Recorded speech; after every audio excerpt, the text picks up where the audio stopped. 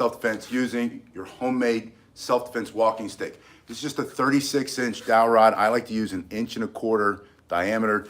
These are oak. I make these. If you want one, I can send you one, or you can go buy your own. They're very inexpensive. You get it at any do-it-yourself store, hardware store. I'm going to show you immediately how to use it. The first thing I like you to do is bring your hand down the back, bend your knees a little bit as you pick it up so that your knees are bent, and you come forward with a strike right into his face for self-defense. So you're walking with your homemade walking stick, you bend your knees, and you explode coming right into his face with this hard piece of wood. Hello, Mac, it's good to see you. So you're just doing this simple thrusting motion. Notice that you keep it in the center line of your body and it's not coming from the outside on this first strike. Now from this position, I want you to answer your phone. Bring your hand to your ear. That puts it in your other hand and you're gonna thrust right into his throat or his face, the soft tissue, anywhere you can remove or destroy his ability to hurt you for self-defense. From here, slide your hand down and then strike, smashing on the top of his head. So that basic combination I want you to practice. It's in your back hand, your other hand is up, you're telling back up, you're gonna defend yourself, you're giving verbal commands, stay away from me, bend the knees, thrust, bring it to your ear, thrust, slide your hand down and smash, ending the fight as quickly as possible. Good afternoon, Matthew, Patrick's here, and Ian. It's good to see you. Ian is in England. Ian, it's good to see you again. Awkward the cat, nice to see you too. So your hands are here, you're in what's called a bladed stance. It means one foot's before the other one. Your body's a smaller target this way. Your hand is up and open. Your hand's open because you're not trying to fight, you want to stop the fight. You want anybody watching or any camera that's taping you to see that you are not the aggressor, you're the defender. It's your human right to make him stop. Back up, you're too close. If he comes in fast, because your elbow's bent, he's gonna run into that arm. You can pick this up and you can still strike him this way. You can also swing this up, smashing between the legs, coming up very, very quickly. Hello, Vayner, it's good to see you. So your hands here, slide down, bring it up, answer the phone, thrust, slide the hand down here, and bring it down over the top. Everything in the center line of your body to make him stop. This is stick fighting for self-defense using your homemade walking stick. Again, this is just a 36-inch dowel, an 1.25 inch. And Wilson's good to see you. Wilson says he likes the videos. It's just a very hard piece of wood. It's very easy to make one of these, and you can bring it with you on your walks, when you go from the car to the house. You can have it with you in a lot of places. From here, the second striking combination I want you to practice is slide your hand down the front and then point your thumb, literally, point your thumb at the threat. What that's gonna do, your hand slides down the front, point your thumb at the threat, that's gonna get it into your front hand, and with a two-handed strike, you're gonna thrust into the center line of his body. You wanna take his ability away from his ability to hurt you by striking into the solar plexus, maybe right into the chest, into the throat, into the face for self-defense. Slide the hand down the front, aim, and this thrust is your first motion. Now from here, you're gonna slide your hand down to the tip again, lift your back hand up over your head. As you do that, your hand is going to change into this position.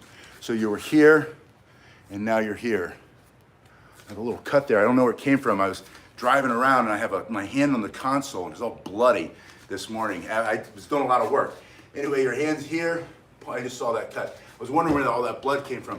Thrust in here, slide it here, bring it up, and smash as hard and as fast as you can over your head for self-defense. Now, when you do this, notice that your hands stop in this position. There's a separation between your hands. If they come together, you'll over-rotate and you'll lose control of your strike. If you lose control of your strike, now you're open, he can close the gap and hit you. If you stop here and you miss him, your stick is still between you and him. And that's nice because that gives you the advantage of having reach over whatever blade he might have. He might have a blade like this or something else. He might have a kitchen knife, that's really common these days. He might even have a machete. Unfortunately, that's getting more common, but you're still gonna have a reach advantage with your homemade walking stick. So again, in the back hand, slide down the front, bring it into the other hand, simple thrust, let it slide back so your hand's in the very end.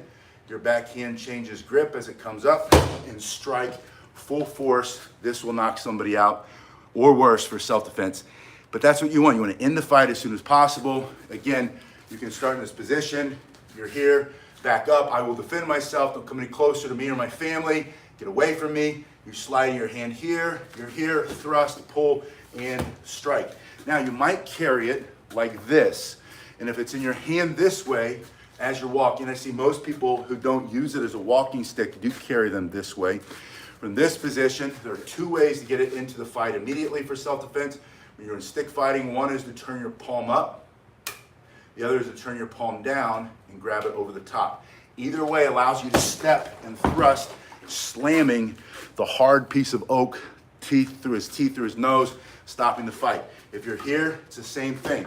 If you turn it this way, you can strike coming off of the shoulder. If you turn it this way, you can strike coming off of the shoulder. So you can do it both ways. It's just with a different grip. One way is not superior to the other way. It's just what you practice and what position you get in from the beginning. So there's this simple thrust here with your split grip. Chopping from the neck here. You can also slide your hands along the side and change position, bringing it down over the top, up and into his body.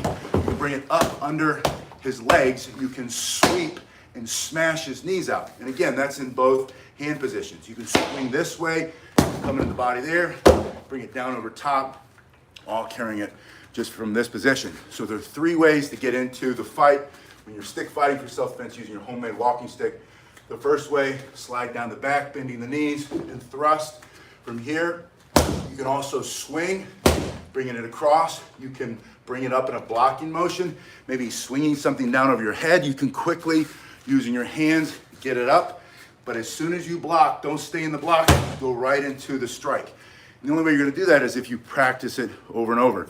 Now you might not have your stick with you, but you'll always have your stick fighting for self-defense skills with you, which is why I like you to practice with this.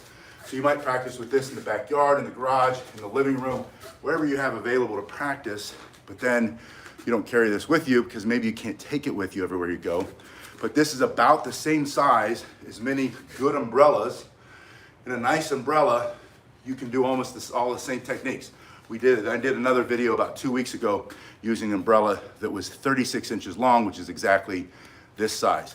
And the umbrella that I used was just a nice corporate umbrella, and it's pretty indestructible. You can swing, you can strike with it, you can thrust with it, you can bash with it, you can box his ears with it, you can do a rifle butt or a bayonet attack strike, you can do a rifle butt strike coming down over the middle, and it all works. Now, one exercise that I wanted to leave you with is start with it between you and the threat, with as much length as you can get, but always leave a little bit here at the end. That's so you can jam that like right into his teeth or into his throat. If he's too close, you can bring it down this way. You can hit him here, and then as you're stepping back, you can bring it down and strike full force. So from this position, I want you to bring it in to your shoulder and trace your head or come around your head. This motion here is going to teach you to keep all your strikes coming from the center line of your body. And you're going to notice that when you do this strike, you're pushing your hand and you're not pulling your hand as much as it seems. It seems like when I do these strikes, when I teach you in person, and you repeat what I do, I say, now do this strike, and I show it this way, I often see you do it like this, which is not the way I want you to strike. If you do it like this and he closes the gap, your arm's gonna wrap around him, you're not gonna hit him. If you do it like this, no matter how close he is, he's gonna run right into your stick, and you're gonna take his teeth out from his face for self-defense. So the way you clean up that strike and make it more effective, there's still gonna be a little bit of a pulling motion, but that's gonna be on the follow through. As you start here in your shoulder, MB McKnight, good to see you. Says great self-defense with cane also, amen. All these techniques work with your walking cane for self-defense.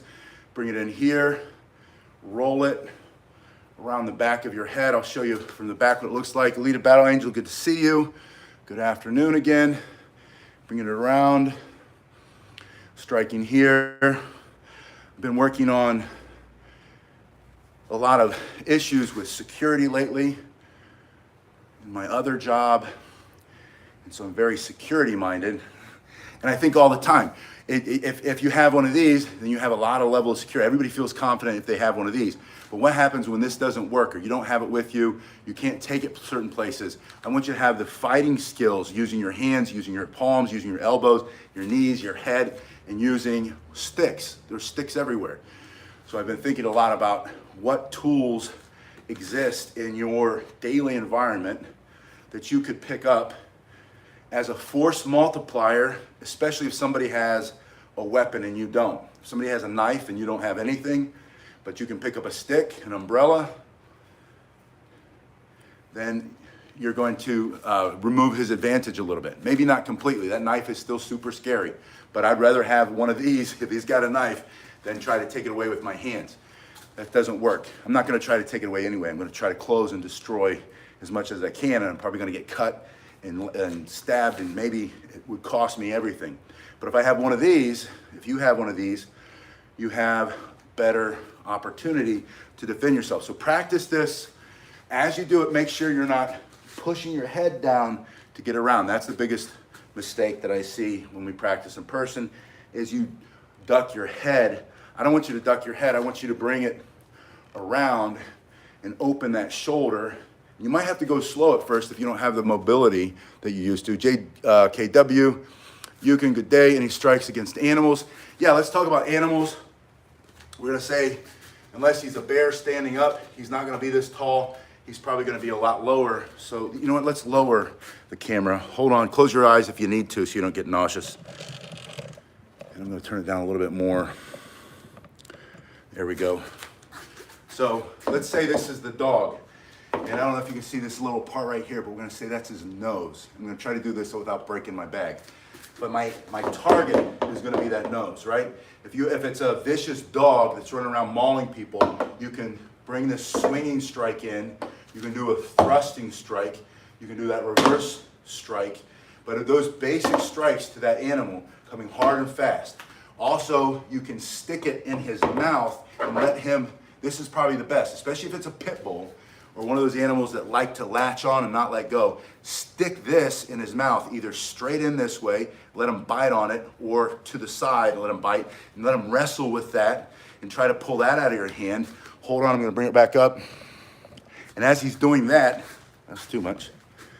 As he's wrestling with the stick, he's not ripping the flesh and the muscle and the tendons and all the blood out of your arm. So if you don't have any other option, if you have a coat, I'm gonna fix the camera one more time. Any like a coat or a jacket you might be wearing, if you could take that off and put it in that dog's mouth, especially the dog. You know, the dogs, they just wanna latch onto something, and it's almost like you're playing with a puppy, right? Let them rip on that. That's the number one tip that I get when I talk to people who are professional dog handlers who work with dogs and have talked to people, especially they work, you know, they give us courses. I went to a course and we were talking about what happens when the animals attack people like the delivery drivers, the postmen, people like that. And the number one tip that they had was get something in its mouth that's not your skin, because, hello, Red Dog, thank you for being here, because it's gonna be better. You're gonna give him something to do and wear himself out while he's going after your clothes. His goal might be to, you know, dogs don't think it through, is to go after that. And honestly, if it were me, I'd rather stick the stick in there and let him, unless I'm watching him maul another animal. And if you can, if he's mauling somebody, or he's on your family member, or he's on a part of your body, and you can stick this in his mouth, and you get this between whatever he's latched onto the mouth, and then you just jam it, you pull straight back, right into that mandibular joints in his mouth, pulling as hard and as fast as you can. The other thing you can do, if you are able to do it, is put your hand on your stick, and you get it around his neck, and then you, there it is, we pull and close the arteries off to the head, the same way you would do jiu-jitsu, right? Jiu-jitsu or judo, the way you choke somebody out. If you can stop the blood going to the dog's head, he's also gonna let go because he's about to pass out. But then you have to worry about him taking off. If he's got a collar on his neck, and some of them do, a lot of dogs that maul other dogs and people are pets, unfortunately, and they've gotten free, or the owner's incapable of controlling their own animal. And they do have a collar. If you can reach down, put your hands in the collar, if he's latched onto somebody or on your leg or something, or on your dog, and you stick it in there and you twist and you pull as hard as you can, that's going to act as a tourniquet, and that's also going to pull the blood out of his brain, and he's going to let go. But if he's just coming at you, and you don't want to get in the habit of these big wide swings, because if you miss, that dog can close the distance quickly, and he can get you. Vendor asked, what's my everyday carry? I assume you're talking about this. Depends on what I'm wearing, I have many, many, many options. In fact, I was headed to the place where you practice that kind of stuff to decide on what option I wanted to use for an upcoming event because of what I'll be wearing, and I want to make sure that I like what I'm carrying, and it doesn't do too much what's called printing. That's where you can see it. It's not considered concealed if you look at somebody. And some people, they choose, like sometimes if you're out pumping gas, and I like appendix carry, but some people carry on the hip, and they might get out, and I've seen this very common. I have a friend who wants people to know that if he's approaching them and they're in an area they're not supposed to be, and he's concealed, but he will sometimes pick his shirt up so they can see that he is armed when he has to walk up to somebody he doesn't know what their intentions are. Yeah, Rennie says 2A is more important now than ever. But a lot of you live in areas where you can't carry. If you're in England, if you're in Canada, a lot of those rights are going away. Australia, New Zealand, all those rights have already gone away. A lot of places in the United States are making it harder to have those rights. And then a lot of countries in Europe and Asia, those rights have never existed. So we take for granted that, this is the only option, this is the only thing that's gonna work, and that's why I do these videos, because I say not everybody wants to carry one of these, one, not everybody's trained on it, two, and number three, most places around the world you can't carry one of these anyway.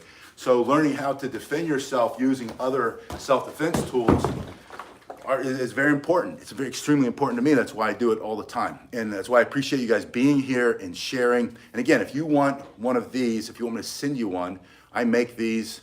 And this is just another way I keep the lights on. I make just a tiny, it literally is a small amount of profit. It's more because I like making them and sending them out. But if you want one, there's a link in the description below, or go buy your own. Go buy a dowel rod. I'm getting ready. I have a new source of Osage wood, which is it's what the Native Americans used to make their bows out of and their long weapons. And I'm gonna make, it's extremely strong. It's a lot harder than oak, and it's gonna be heavier and hit a lot harder. And I have a bunch of options coming up for the short stick, the Tonbo, for the Hanbo, the Joe, and then the bow. And then we're also gonna make it into a walking cane. We're gonna have some walking canes available that are made to my specifications. Anyway, you guys have been really awesome. Yeah, KW says, Texas, you're free. UK, you can't carry guns there.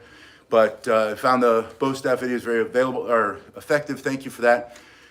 So if you're in the UK and you're one of these places where you can't carry one of these other self-defense tools that are common here in the States, then learning how to defend yourself with sticks, and you might not be able to carry a stick down the street like if you're in London, or if you're in a highly populated area that might draw a lot of attention, but you can carry your umbrella.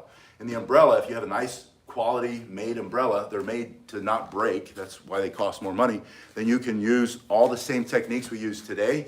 You can do all of that with your umbrella. And they make unbreakable umbrellas, they make self-defense umbrellas, but in my opinion, I would never spend $100 on an unbreakable umbrella when I can do the same thing with about a $30 umbrella.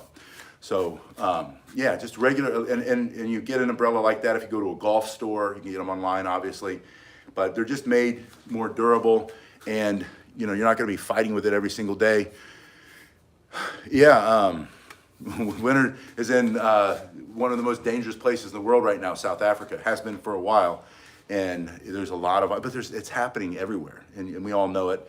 There are areas where it's becoming more and more violent, and areas where it wasn't violent a few years ago, it is now. I'm having to pay more attention wherever I go here, because I'm starting to see more signs and then more incidents. There's so many more incidents, whether it's road rage or a lot of these addicts who are very desperate and they're looking for their fix or whatever, and they see what they think is an easy target. they see somebody with a stick, they're not going to be, you're not going to look as much of a target. Whether they think you know how to use it or not, they just don't want to run into it. They'll rather go after somebody who's like this on their phone. So don't be like this, right? Situational awareness is always number one. Number two, get in a better position. Number three, if you can, carry a stick. Well, you guys have been awesome, and I'll see you. I've got to go do some more stuff. I've been working security. It's exciting for me. I love security and safety and keeping people safe. But you have to train. You have to train yourself so that you can respond to it. It's not even just about the physical part of it. It's about putting yourself under a little bit of stress and learning how to handle that stress so that when a stressful situation happens, you don't fall apart. We say fight or flight, but the real answer is it's fight, flight, or freeze. And those are all chemical responses for most people. And freeze is probably the most common. Most people freeze if they have no training. So get yourself some training, train with me. And a lot of people request that I do videos with this, and I don't, just because it triggers the algorithm and I'll get knocked off. So I'm sticking with sticks, pun intended. But a lot of the techniques that we do, especially with the tanbo, the short one, can be used with that other option as well. So if you want to learn those, it's all about basic angles, right? Basic angles, and then it comes into follow through when it comes to using that other thing that we just had. You guys